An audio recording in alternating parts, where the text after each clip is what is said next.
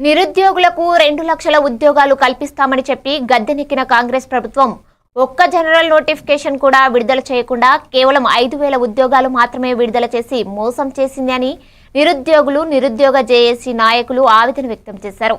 ఈ మేరకు OU arts కళాశాల వద్ద నిరుద్యోగులు నిరసన వ్యక్తం చేశారు। ఈ సందర్భంగా నిరుద్యోగ నాయకులు మాట్లాడుతూ గత ప్రభుత్వం మాకు ఉద్యోగాలు ఇవ్వకపోవడం వల్లే గద్దె దింపమన్నారు। అదే తీరులో నిరుద్యోగులు జూబ్లీ హిల్స్ ఉప ఎన్నికల్లో 1000 మంది నిరుద్యోగులతో 30 అంశాలపై నామినేషన్ దాఖలు చేసి ప్రభుత్వాన్ని ఓడించే దిశగా కృషి చేస్తామని హెచ్చరించారు।